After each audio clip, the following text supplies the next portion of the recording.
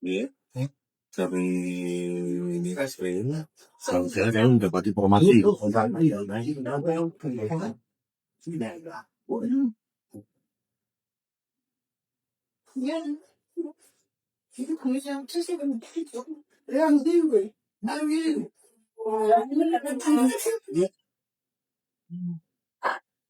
Ya dulu sebentar.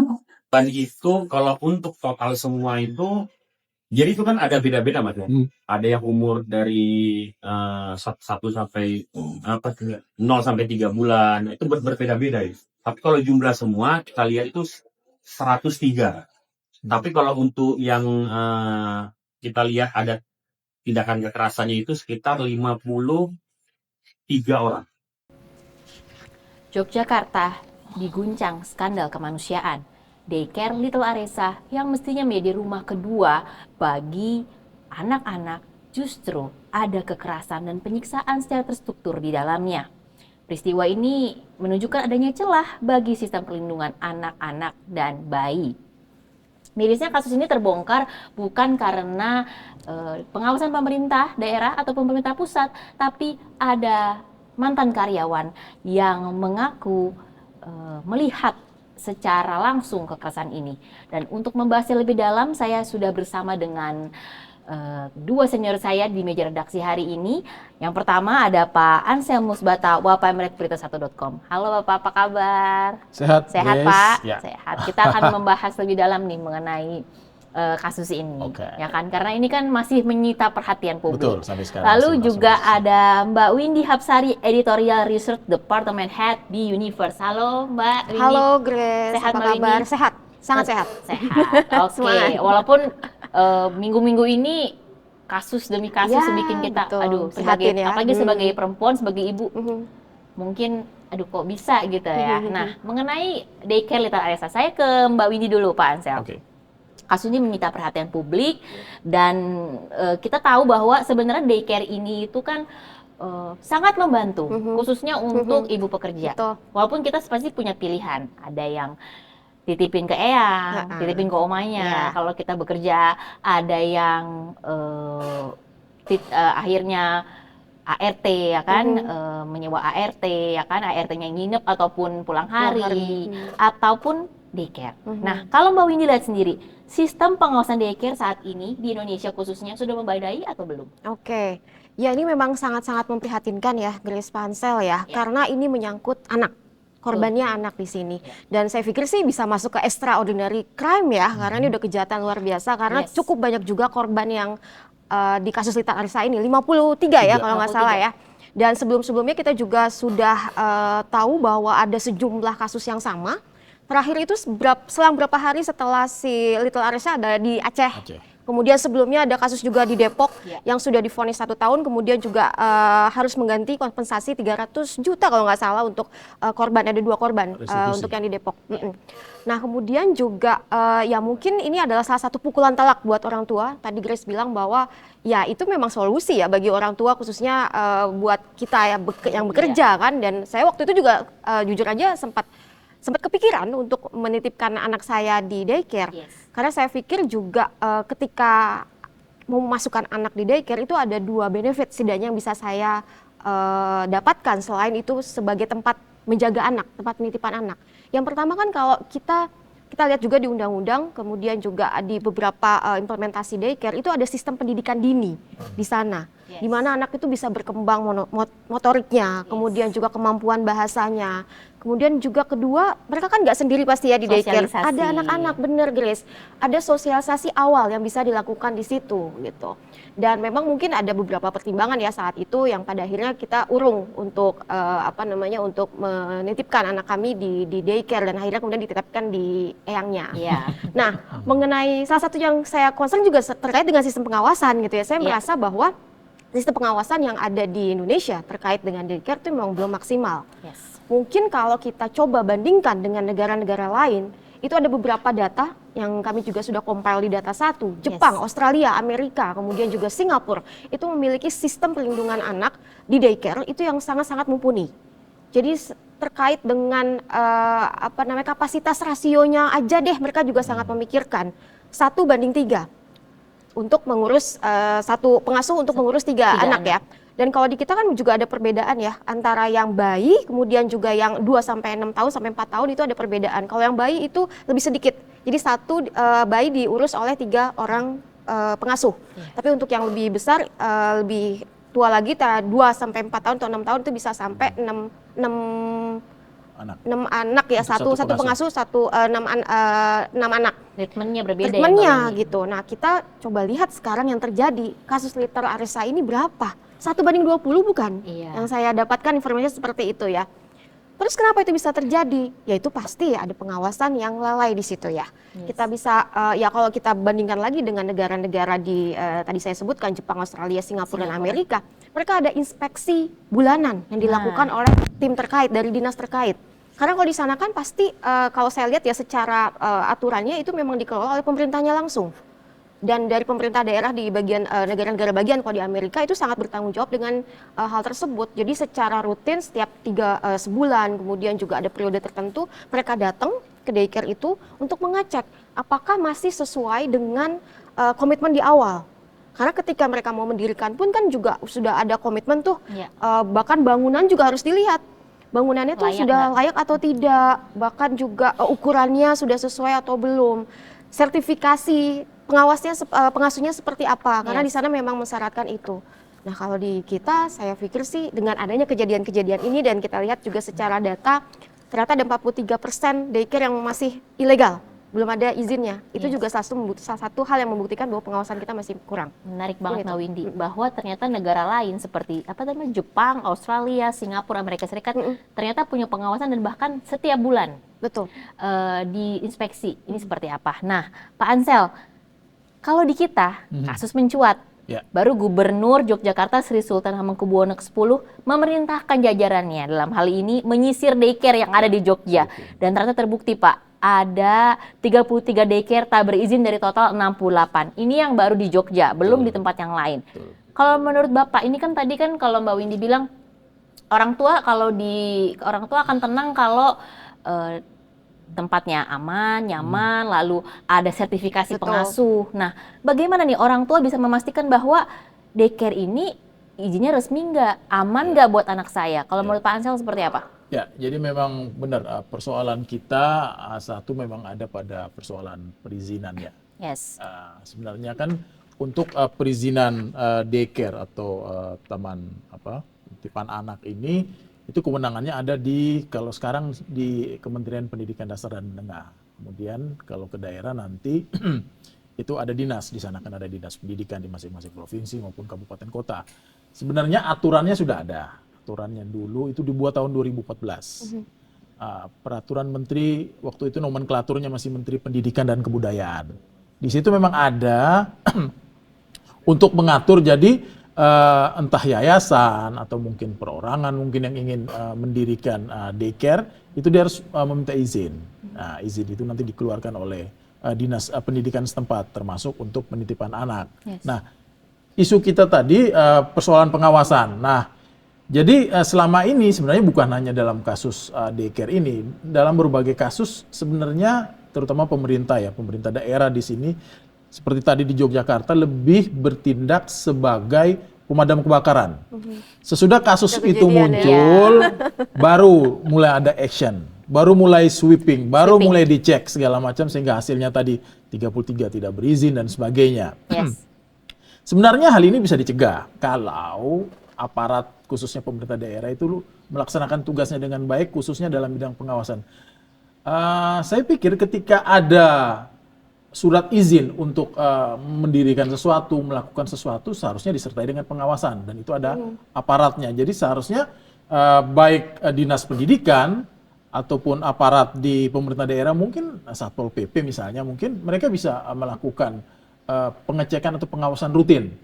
Tadi misalnya tiap bulan ada inspeksi ya, saya pikir bagus. Mungkin kita seminggu, tiap minggu, 2 minggu sekali mungkin inspeksi. Saya pikir itu bagus. Nah, itu satu poin. Poin lain dari pengawasan sebenarnya adalah dari warga sekitar. Ya, keterlibatan warga sekitar. Nah, dalam kasus Jangan di cuek Jogja ini, masyarakatnya. ya, dalam kasus di Jogja ini sebenarnya warga sekitar itu sebenarnya tahu dalam pengertian kok di situ anak-anak sering nangis misalnya. Ya, mungkin ya. Kita punya struktur pemerintahan paling kecil ya di tingkat RT itu mungkin harus ada kepekaan ke sana. Kan nggak ada masalah misalnya RT. Kok di sini anaknya lebih sering nangis misalnya dari berapa mungkin dari pagi jam 7 jam 8 sampai jam 6 sore misalnya. Kok lebih sering anak nangis? Kenapa ya? Kan RT bisa berkunjung, bisa cek. Kemudian kalau aparat ada yang namanya Babin Kamtipmas untuk polisi. Itu kan dia selalu muter. Atau mungkin malah kok senyap ya? Kan kalau daycare seperti Mbak Windy bilang, mereka ada kegiatan, Kegiatan. nyanyi bareng. Ramai, Kalau Bermain. kalau seperti kasus ini kan dari awal dari pagi udah dikukung begitu gitu. betul. Mungkin Nah, ini mestinya ada sebenarnya kepekaan sosial di situ Betul. ya. Jadi tadi dari pemerintah selaku pengawas, kemudian kepekaan sosial dari warga, sehingga kita bisa mencegah kasus ini ke depan. Kalau secara laporan kasus memang data KPA itu kan memang minim ya, Mbak ya. Jadi kasus dari laporan ini laporan ke KPAI, Komisi Perlindungan Anak Indonesia, itu terkait daycare itu dalam 3 tahun terakhir itu cuma 5 kasus, bukan cuma 5 kasus. Jangan dilihat kuantitasnya, jumlahnya 5, tetapi ini persoalan masa depan anak. Jadi banyak anak-anak yang akibat kekerasan atau penelantaran itu masa depan mereka. Betul. Sisi psikologinya Dampaknya ya. terganggu. Nah, ini yang mungkin perlu kita lihat ke depan. Jangan lagi ada kasus-kasus seperti ini, guys. Betul, betul sekali. Saya sekarang ke Mbak Windy mengenai kasus ini kan menyita hati nurani kita juga, Betul. ya kan? Ada unsur kelalaian dan bahkan kayak KPAI mengatakan ada kejahatan yang terstruktur. Nah, kalau sistematis. Kalau dari sisi kriminologinya itu Mbak Windy melihatnya seperti apa? Karena kan ini pasti melibatkan yayasan, melibatkan pemilih, dan melibatkan pengasuh-pengasuhnya. Itu Mbak Windy melihatnya seperti apa? Ya, saya pikir ini salah satu bentuk organized crime ya, karena memang seperti terstruktur. Jadi kalau kita lihat ada statement bahwa ternyata SOP untuk menangani anak itu memang ada di situ ya. Iya, Jadi betul. memang ada instruksi dari entah itu ketua yayasan atau siapa, tapi orang-orang yang punya kekuasaan di situ. Di mana itu kemudian terjadi kayak semacam normalisasi di daycare tersebut ya. Jadi kita bisa bilang bahwa ada satu normalisasi kemudian jadi pembenaran yang kemudian diterima oleh para pelaku staf-staf yang ada di situ.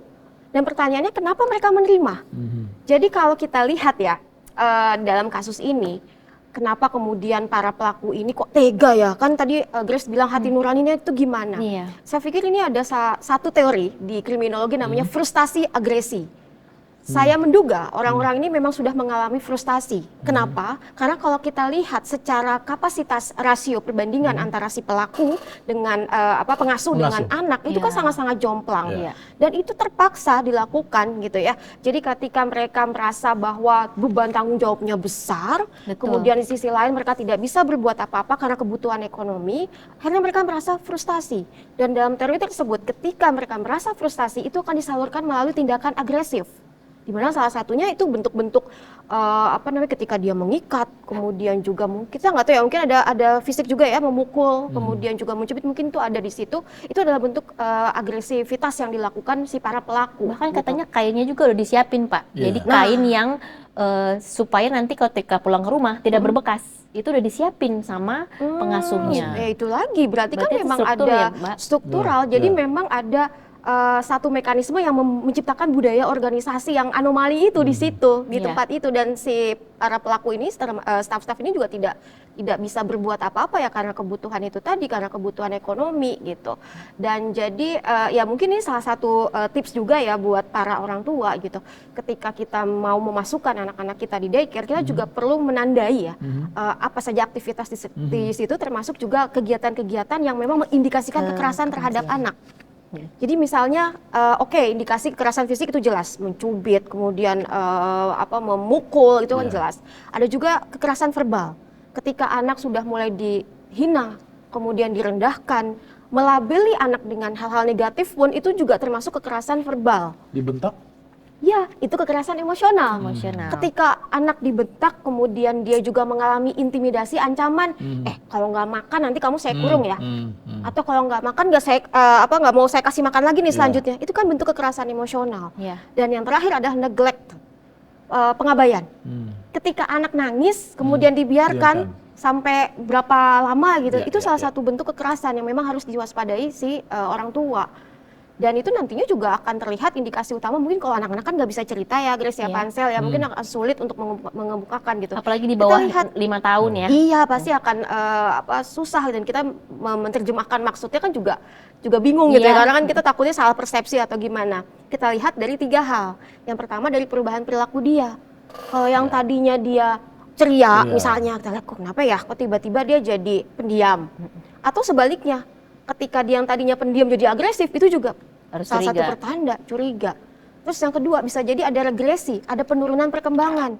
Tadinya sebelum kita bawa ke daycare tersebut dia nggak pernah ngompol misalnya, atau nafsu makannya biasa-biasa aja gitu. Tapi setelah dibawa ke daycare kok jadi tukang ngompol ya, atau ngisep jempol misalnya. Itu indikasi juga gitu.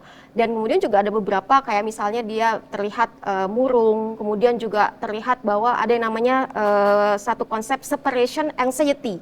Dia nggak mau dipisahin dari orang tua, itu juga harus dicurigai. Bahkan ada yang ini Mbak, ada yang dia kalau ngelihat adiknya di bedong, dia bilang, "Ma, adikku Trauma jangan ya? di bedong." Ma." Iya, Jadi itu bisa orang tua, jadi tuh, Grace. Apa emangnya nih anak Iya, melihat iya. adiknya di bedong gitu ya.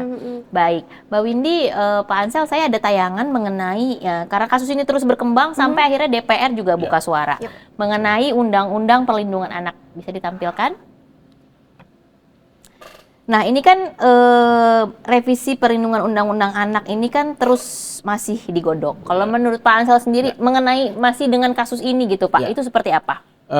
Gini, sebenarnya anggota DPR itu menyoroti persoalan pada sisi Nah ini Pak, maaf. ya, betul. Jadi DPR tengah menyiapkan revisi Undang-Undang Perlindungan Anak guna memperkuat upaya pencegahan kekerasan terhadap anak. Karena ini kan kekerasan yang bahkan terstruktur gitu kan. Nah itu gimana Pak Ansel? Nah, ini sebenarnya kan memang fokusnya ini adalah soal pencegahan. Ini memang bagus ya. Jadi pencegahan ini yang dikedepankan. Mungkin di undang-undang dianggap kurang greget ya soal bagaimana pencegahan agar tempat penitipan anak itu tidak seperti yang terjadi di Yogyakarta. Kalau dari sisi ini mungkin bisa saja di undang-undangnya atau peraturan di bawahnya bisa saja diperbaiki. Karena gini, persoalan untuk merevisi sebuah undang-undang itu biasanya lebih sulit ya, dibanding mengubah peraturan di bawah, misalnya peraturan pemerintah. Atau peraturan daerah Pak? Atau peraturan daerah, atau mungkin peraturan menterinya, itu diubah lebih gampang, karena itu ranah eksekutif. Kalau undang-undang itu ada 2, selain eksekutif, ada legislatif juga, sehingga dan biasanya butuh waktu. Jadi kalau misalnya dianggap sisi pencegahannya masih lemah, mungkin saran saya mungkin lebih baik kita merevisi peraturan di bawah undang-undang. Mulai dari peraturan pemerintah mungkin sampai peraturan menterinya. Itu mungkin langkah yang dilakukan. Nah, sebenarnya kalau dari sisi undang-undang, kalau dari sisi pencegahan seperti itu, kemudian sisi kriminal, sanksi hukum. Sebenarnya undang-undang sebenarnya cukup keras ya. Kalau dalam kasus di Yogyakarta ini sebenarnya mereka lebih dijerat dengan pasal terkait dengan penelantaran anak. Penelantaran anak itu sanksi hukumnya itu sekitar maksimal 5 tahun. Itu sudah cukup. Dan kalau memang dianggap ini kejadian, kalau tadi Mbak Windy sebut soal extraordinary, mungkin bisa ditingkatkan. Ancaman hukumnya bisa lebih tinggi, misalnya bisa sampai 10 tahun. Nah, khusus untuk kasus kekerasan seksual, tapi kasus di Jogja bukan kasus kekerasan seksual terhadap anak, itu sanksinya bisa sampai hukuman mati, hukuman seumur hidup. Jadi sebenarnya dari sanksi di undang-undang ini sudah cukup kuat ya. Sudah cukup kuat. Tinggal mungkin tadi fungsi pencegahannya, mungkin pencegahannya ini. Nah, sebenarnya Menteri Pak Pratikno ya, Pak Menko PMK sebenarnya sudah melakukan inisiasi dengan mengumpulkan stakeholder, mungkin dibikin semacam panduan lah bagaimana terutama pemerintah daerah lebih mengawasi daycare, dan juga tadi unsur-unsur pencegahannya mungkin yang lebih dikedepankan atau dikuatkan sehingga kasus serupa ini mungkin ke depan tidak terjadi lagi. Harus ada unsur-unsur yang perlu diperkuat. Kita ke Mbak Windy. Mbak, ini kan sebenarnya perlu sesuatu yang detail. Contohnya, misalnya saja ya, daycare mesti punya kamera pengawas sehingga orang tua bisa akses. Nah, kalau menurut Mbak Windy, untuk orang tua untuk dalam memilih daycare itu mesti apa saja nih yang harus diperhatikan benar-benar? Apakah menurut Mbak Windy dengan kasus ini, oh ternyata kamera pengawas itu yang bisa diakses itu memang penting atau seperti apa? Atau sebenarnya ada hal lain yang lebih penting? Oke, yang pertama memang harus telusuri dulu izinnya, ya. Oke. Karena kalau dengan adanya izin, otomatis kan dia sudah memenuhi standarisasi, Ya. ya. Dan kemudian juga yang kedua mungkin ya kita harus survei ya, itu pasti ya harus kita lihat dulu hal-hal yang misalnya terkait dengan fasilitas. Salah satu fasilitas yang harus kita lihat yaitu tadi CCTV, karena itu adalah satu model pengamanan yang paling ampuh ya mungkin untuk saat ini, karena itu kan jarak jauh ya. Situational prevention crime itu kita bisa sebut sebagai salah satu bentuknya adalah CCTV. Dan mungkin juga kita bisa lihat juga tidak hanya keamanan dalam aspek teknikal, kita juga bisa lihat dari non teknis gimana sertifikasi atau standar dari pengasuhnya sendiri. Dan kalau kita lihat di di PP PP 4 ya Pak ya, pemberdayaan perempuan dan perlindungan anak, kan sudah jelas di situ bahwa seorang pengasuh itu harus punya kemampuan tidak hanya menjaga anak tapi juga keamanan untuk menjaga secara emosional anak. Dan dia punya kemampuan untuk menjalankan pola asuh yang sesuai dengan basis hak anak. Dan di situ juga disyaratkan seorang pengasuh itu harus punya wawancara, sebelumnya sudah melakukan seleksi yang dilakukan oleh psikolog yang memang sudah ditunjuk oleh kementerian gitu ya, atau mungkin dari pemerintah setempat. Nah itu sudah atau belum? Kita harus tanya itu, sertifikasinya apa? Karena tadi di 4 negara yang itu semua sudah harus ada gitu ya. Jadi mungkin orang tua lebih aware di situ. Dan kemudian juga aspek-aspek teknis lainnya seperti misalnya pengamanan. Kayak kalau misalnya di bangunannya kan kita juga harus lihat ya, ini potensi bahaya nggak ya ke anak, misalnya ada tangga yang berundak misalnya, atau mungkin di temboknya ada sesuatu yang tajam, itu juga harus dilihat. Jadi Atau memang mungkin hal-hal secara yang tajam seperti bangkunya atau apanya juga harus betul, dilihat. termasuk alat permainan Iya. itu harus dicek juga gitu. Jadi memang harus sekomprehensif itu, baik teknis maupun non teknis harus dicek oleh orang tua. Dan juga kedepannya mungkin harus juga orang tua tuh melihat bagaimana pola komunikasi yang dilakukan dari daycare-nya sendiri ya terhadap para orang tua. Jadi mungkin bisa dilihat bagaimana historical terkait dengan pelayanan di daycare tersebut. Mungkin bisa cari info dari yang tempat lainnya gitu ya. Gimana nih ketika mereka merespons feedback atau kita ngasih informasi, mereka ngasih responsnya cepat atau enggak. Itu salah satu indikator. Ketika udah mulai lama di telepon atau di WhatsApp susah, hati-hati. Itu bisa jadi indikasi gitu. Jadi memang perlu ada multiple faktor ya untuk bisa melihat bahwa itu memang bagus atau tidak. Baik. Nah ini kan dari sisi orang tua, tapi juga tadi DPR juga sudah buka suara dan juga pemerintah pusat juga buka suara. Kita akan lihat ke belakang, ini ada dari Kementerian PPPA yang mengatakan bahwa daycare akan disatukan, dan bukan disatukan dalam arti apa, tapi ternyata standarisasi terpadu. Nah, sudah ada? Kalau belum, kita mau bahas langsung aja ke Pak Ansel. Pak Ansel, kalau Bapak melihat ini nih, masukan dari Kementerian PPPA bahwa nanti juga Jogja akan jadi percontohan. Jogja akan jadi percontohan proyek ini bahwa daycare akan disatukan, tapi ternyata standarisasinya yang akan disatukan. Ini kan melibatkan banyak kementerian nih Pak, ada Kementerian Sosial, ada Mendikbud. Nah, kalau Bapak lihat sebelumnya seperti apa dan nanti ke depannya baiknya seperti apa? Tadi sebenarnya sempat saya singgung, sebenarnya kan kalau terkait permasalahan ini, itu kita punya Kementerian Koordinator PMK, PMK di bawah Pak Pratikno, dan Betul. saya pikir Pak Pratikno sudah melakukan action dengan mengumpulkan stakeholder dan mereka akan membuat semacam standarisasi. Nah, saya pikir ini langkah-langkah positif. Cuma memang lagi-lagi di kita kadang-kadang kita sering permisif.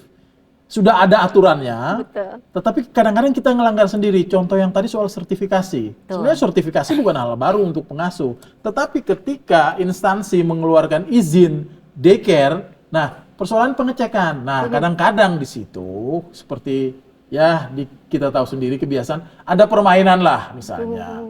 Izin dikeluarkan meskipun sebenarnya pengasuhnya nggak bersertifikat misalnya. Nah sebenarnya kita saat ini bagus ada standarisasi, tetapi yang lebih penting adalah tadi pengawasan dan penegakan terhadap aturan yang sudah dibuat.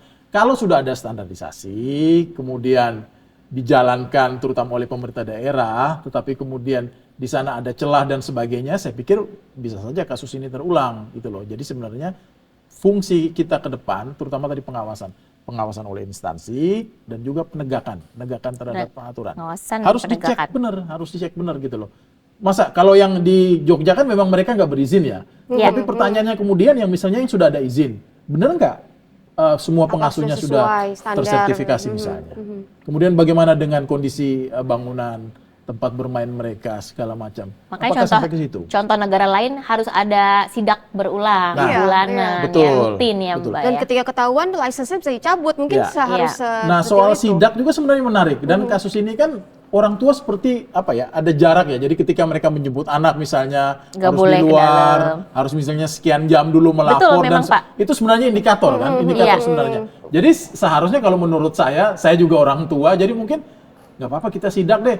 Misalnya kita nggak usah lapor mereka, tiba-tiba aja kita datang, Iya, betul. mau lihat anak saya gimana sih misalnya, atau mau lihat cucu saya gimana misalnya. Iya, betul. Nah, seperti itu mungkin yang perlu, kan nggak ada masalah, nggak melanggar aturan kalau misalnya kita sebagai orang tua yang menitipkan anak di daycare, kemudian kita datang mendadak untuk ngecek anak, sebenarnya kan bukan pelanggaran hukum. Itu di situ anak-anak sebenarnya. kita kan sebenarnya itu hak kita dong. Dan kita membayar mereka. Iya, Betul, makanya. betul, seru banget. Nah, mungkin nih saya mau ke Mbak Windy terakhir, Mbak Windy. Dengan adanya kasus ini kan sebenarnya daycare itu di rumah saya juga banyak di perumahan dan orang perseorangan yang bikin jadi kayak rumahnya dijadiin daycare atau satu rumah dia sewa untuk jadi daycare. Kalau menurut Mbak Windy, urgent nggak dengan adanya kasus ini perusahaan baik swasta maupun BUMN maupun di instansi pemerintahan punya daycare masing-masing. Jadi orang tua kan ada beberapa tuh Mbak perusahaan yang Iya, memang banyak sih. makan siang anaknya bisa orang tua bisa lihat anaknya lagi ngapain gitu. Ketimbang dia kerja dulu pulang baru ke daycare. Ini kan lagi ada waktu senggang dia cek anaknya. Kalau menurut Mbak ini urgent atau seperti apa? Oke. Aku melihat dari dua sisi ya. Di satu sisi ya itu bagus ya, karena ya mungkin beberapa kementerian, perusahaan swasta kan juga sudah menerapkan itu untuk sebagai satu bentuk pemenuhan hak karyawan ya. Karyawan Karena bagaimanapun perempuan ya. itu akan mempengaruhi psikologis orang tua ya. Ketika kita ninggalin anak pasti kepikiran di rumah tuh kayak apa. Dan dengan adanya model itu bisa sedikitnya membantu. Ya. Tapi di sisi lain, saya terpikir gini loh, ketika kan nggak semuanya tempat kerja dan rumah itu deket ya. Kayak misalnya rumah saya di Depok gitu, saya harus bekerja di PIK gitu. Saya jauh sekali gitu sampai 3 jam gitu. Iya. Saya tidak kebayang ketika saya harus membawa anak saya setiap hari dan menetapkan saya di menempatkan anak saya di daycare karena terlalu jauh. Akan ada dampak lainnya. Oke, untuk problem masalah anak menjaga ada yang nitipin, ada yang dirawat, oke. Fine, itu udah solve the problem. Yes. Tapi ada masalah lain, mungkin masalah kesehatan bisa di situ karena Capean ya, Mbak. capean, kemudian juga ada angin kan, kena angin bisa jadi masuk angin. Nah itu yang mungkin perlu dipertimbangkan di situ, Grace, ketika kita memang mau menerapkan aturan tersebut. Tapi kemarin Pak Prabowo waktu di Hari Buruh, saya tertarik dengan statement bahwa Pak Prabowo, pemerintah tuh akan menyediakan daycare di pemukiman yang memang dekat dengan industri. Saya pikir itu lebih bagus ya daripada di perusahaannya sendiri. Dan mungkin dengan adanya hal ini mungkin kita bisa kasih usulan ke pemerintah. Coba atau ke perusahaan mungkin. Perusahaan harus mapping. Ya. Berapa banyak pekerja wanita di lokasi tertentu, misalnya di Depok gitu, misalnya ada sekian. Dirikan saja, misalnya satu rumah kontrakin di situ, kita kasih fasilitas daycare khusus untuk kerja wanita di daerah yang dekat. Jadi nggak usah jauh-jauh sampai ke PIK gitu, Iya, cukup di betul. Depok aja mereka bisa handle gitu kan anak-anak itu. Mungkin itu lebih bijak ya dibandingkan dengan kita menempatkan langsung di kantor. Walaupun sebenarnya solusi untuk di kantor juga nggak apa-apa, asal memang ya rumahnya dekat dan bisa kondusif dengan situasi lingkungan sekitarnya dari anak sendiri. Jadi gitu sih. harus sesuai dengan kebutuhan masing-masing orang tua juga seperti apa. Nah, Pak Ansel, sebelum kita tutup, mungkin Pak Ansel ada tambahan lagi mengenai kasus ini karena ini masih terus bergulir dan bahkan kami baru kemarin di BTV menyiarkan bahwa ada pendampingan hukum dari pemerintah Yogyakarta sampai saat ini karena kan mereka merasa anak saya memang sudah nggak di Little Aresa, tapi dampak psikologisnya masih terasa. Ada yang ketakutan, ada yang macam-macam lah kasusnya, ada yang bahkan perkembangan motoriknya juga terganggu gitu. Jadi mereka ingin supaya kasus ini benar-benar jangan cuma saat hebohnya aja, tapi benar-benar terus dijalankan. Kalau Pak Ansel sendiri seperti apa? Pertama tadi soal pendampingan, selain pendampingan hukum tentu saja pendampingan psikologis terhadap anak ya. Kan kita lihat anak ini kan adalah masa depan. Ya kan, kalau misalnya mereka sekarang mengalami trauma psikologis dan sebagainya, tentu akan mengganggu masa depan mereka. Jadi sebenarnya selain pendampingan hukum perlu juga pendampingan psikologis. Nah, terkait dengan pendampingan hukum sebenarnya kan ada semacam restitusi. Jadi ada permintaan pertanggungjawaban dari pengelola atas kerugian yang dialami oleh orang tua. Seperti tadi sempat ada yang sampai kalau nggak salah 300-an juta ya untuk restitusi. Itu biasanya pengadilan bisa memutuskan itu. Dan dalam kasus Jogja ini memang para orang tua juga sudah mengajukan restitusi. Nah, ini tinggal kita lihat. Dan yang terpenting adalah soal penegakan hukum atau sanksi. Ya kan? Kalau kita lihat kasus ini, mungkin untuk pengasuh bisa maksimal ya, kalau misalnya hukumannya sekitar 5 tahun. Tetapi kalau menurut saya entah kepala sekolahnya atau yayasan, mereka lebih bertanggung jawab karena bukan tidak mungkin ada semacam SOP kekerasan tadi mungkin kalau pengasuh nggak mungkin berani. Biasanya mungkin orang yang di atasnya dia, orang yang memiliki kuasa, ya kan? Itu mungkin kepala sekolah, mungkin kepala sekolah atau bahkan sampai pengurus yayasannya. Nah, ini mungkin yang sanksinya bisa diperberat, terutama oleh jaksa bisa menuntut dengan lebih berat, ya kan? Nah, kita berharap agar dengan tuntutan bahkan oleh vonis hakim yang mungkin bisa lebih berat, ada semacam efek jerah. Ya kan, ada semacam efek jerah. Dan juga kita berharap pemerintah daerah bukan cuma di Jogja, karena jangan sampai ini juga kasus seperti kasus Gunung Es, ya kan. Jadi masalahnya mungkin di atas yang muncul di Jogja, tapi kemudian di Aceh, kemudian mungkin di Surabaya, atau mungkin di Makassar, atau di Maluku mungkin bisa aja ada kasus serupa gitu loh. Nah, jadi mumpung belum ada kejadian, saya pikir pemerintah daerah juga perlu proaktif untuk ngecek. Paling tidak mereka berinisiatif untuk ngecek, daycare di tempat saya gimana sih misalnya. Iya betul, jangan karena di Jogja aja yang lain Betul. cuek, padahal Cuek, yang lain betul. juga belum tahu, tentu. Semuanya sebenarnya. Saya pikir seperti itu mungkin, agar kasus-kasus ini tidak terulang ke depan.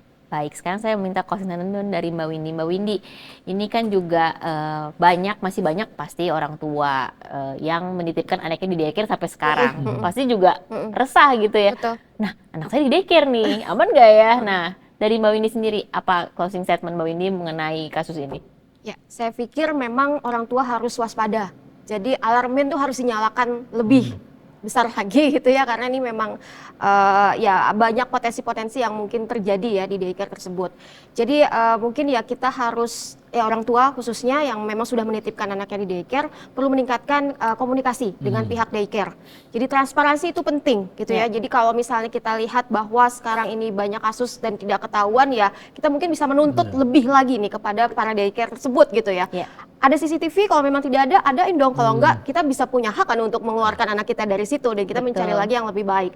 Jadi memang perlu ada, dan saya sepakat tadi yang Pak Ansel sampaikan terkait dengan pola pencegahan.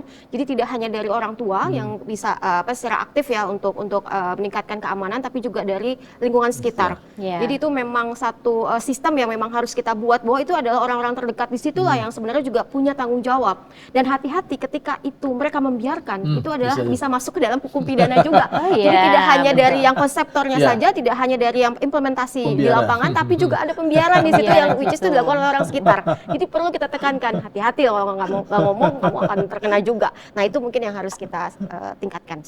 Baik, seru sekali. Terima kasih banyak Mbak Windy, terima kasih banyak Pak Ansel.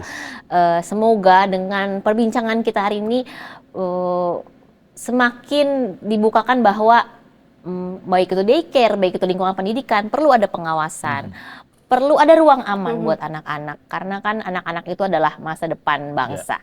Oke, saya Luputu Krisiyundike pamit, sampai bertemu di meja redaksi episode selanjutnya. Terima kasih, sampai jumpa.